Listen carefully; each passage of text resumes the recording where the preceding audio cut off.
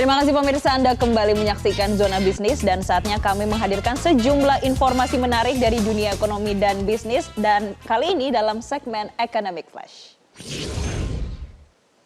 Yang pertama pemirsa, ini kita sudah lihat ya berita terkait dengan World Bank yang dalam laporan Macro Poverty Outlook April 2025 yang mana jumlah penduduk Indonesia adalah 285,1 juta pada tahun 2024. Tapi pemirsa sayangnya 60,3% penduduk miskin ini terjadi di Indonesia dan ini setara dengan 171,9 juta penduduk. Dan World Bank dalam menentukan angka tersebut ini menggunakan ambang batas garis kemiskinan negara yang berpendapatan menengah ke atas sesuai dengan status Indonesia ya. Dengan pengeluaran ini $6,85 per harinya atau sekitar 115,4 rupiah per hari dengan asumsi KERS pada saat ini. Dan di sisi lain pemirsa, World Bank juga memberikan estimasi angka penduduk miskin Indonesia ini mencapai 15,6% pada 2024 apabila dihitung berdasarkan ambang batas garis kemiskinan negara berpendapatan menengah ke bawah. Dan angka ini kalau dengan indikator tadi setara dengan 44,4 juta penduduk dengan persentase penduduk miskin Indonesia pada tahun lalu yang menjadi tertinggi kedua di antara negara-negara berkembang di Asia Tenggara. Tingkat penduduk miskin di Indonesia ini sebesar 60,3%. Kalau kita bandingkan dengan negara lainnya, ini lebih rendah dari Laos yang sebesar 68,9%. Sedangkan tingkat penduduk miskin di Indonesia itu jauh lebih tinggi dibandingkan Malaysia yang saat ini 1,3%, kemudian Thailand 7,1%, Vietnam 18,2% dan Filipina sebesar 50,6%. Oke, ini yang pertama pemirsa, kita akan melihat ada data lainnya. Sudah terlihat ya, stagnasi upah pekerja Indonesia ya. Saya mau menyapa yang gajinya segitu-gitu aja. Karena tenang aja, kamu nggak sendiri pemirsa. Karena menurut data Bank Indonesia, mayoritas pekerja di Indonesia yang tingkat upahnya tetap proporsinya di Indonesia mencapai 61,92%.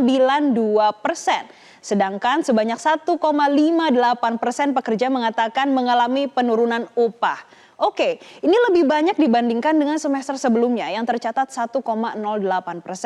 Sedangkan pekerja yang mengalami kenaikan upah pada semester 1 di tahun 2025 mencapai 36,49%. Ini lagi-lagi lebih rendah dibandingkan semester 1 di tahun 2024. Jadi kalau kita lihat secara tahunan di datanya saat itu mencapai 40,3%. Ini ya pemirsa perbandingannya ya, stagnasi upah, kemudian siapa yang upahnya mengalami penurunan dan juga upahnya justru mengalami kenaikan.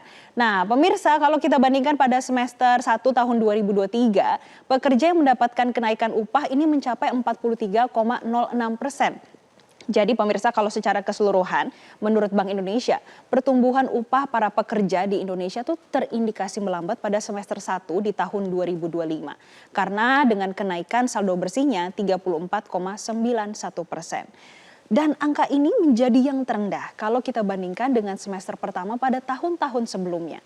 Pertumbuhan pada paruh pertama tahun ini menjadi yang terendah sejak tahun 2022.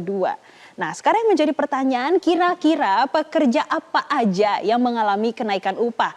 Mungkin bisa dipikirin nih pemirsa, mungkin kalau Anda mau pindah sektor. Nih yang pertama, sektor pengadaan listrik, kemudian industri penyediaan akomodasi dan makan minum. Dan juga jasa keuangan. Kalau yang mengalami penurunan upah, ini ada beberapa sektor juga nih pemirsa, ada sektor konstruksi, pertambangan dan penggalian, dan juga sektor real estate. Yang gajinya segitu-gitu aja mungkin sekarang mau mikir mau pindah sektor ke sejumlah sektor yang tadi mengalami kenaikan upah mungkin. Nah pemirsa, tidak hanya itu saja, kami juga masih memiliki data lainnya. Ini terkait dengan gelombang PHK yang terus terjadi dan ini menjadi indikator yang perlu diwaspadai supaya tidak berkelanjutan. Kenapa? Karena pemirsa, kalau kita lihat data dari Badan Pusat Statistik, data terbarunya ini dari keadaan ketenagakerjaan Indonesia di Februari 2025 ya. Data menunjukkan kalau jumlah pengangguran di Indonesia ini per Februari 2025 meningkat dibandingkan dengan tahun lalu. Kepala BPS Amalia Dininggar Widyasanti menyampaikan kalau jumlah orang yang menganggur di bulan Februari hingga Februari ya ini sebanyak 7,28 juta orang. Angka ini pemirsa meningkatnya 1,11% dibandingkan Februari 2024 dan jumlah ini 4,76% dari total jumlah angkatan kerja di pasar tenaga kerja di Indonesia yang sebanyak 153 juta orang. Pengangguran yang dimaksud ini ada meliputi beberapa ya pemirsa. Yang pertama, penduduk usia 15 tahun ke atas yang tidak bekerja. Kemudian sedang mencari pekerjaan, mempersiapkan usaha baru, sudah diterima bekerja, sudah siap berusaha tetapi belum mulai bekerja atau berusaha atau merasa tidak mungkin mendapatkan pekerjaan atau ini sampai putus asa. Dan secara keseluruhan pasar tenaga kerja atau jumlah seluruh angkatan kerja di Indonesia ini yang sudah bekerja dan menganggur ini mencapai 153 juta orang per Februari. Dan di dalamnya ada tambahan angkatan kerja lagi nih pemirsa sebanyak 3,67 juta orang. Gimana pemirsa sudah melihat 3 indikator perekonomian pada pagi hari ini? Tampaknya ini perlu diwaspadai dan Anda kayaknya harus mulai menyimpan dan juga berhati-hati karena melihat banyaknya indikator ekonomi yang masih perlu menjadi diwaspadai. Jelajahi cara baru mendapatkan informasi. Download Metro TV Extend sekarang.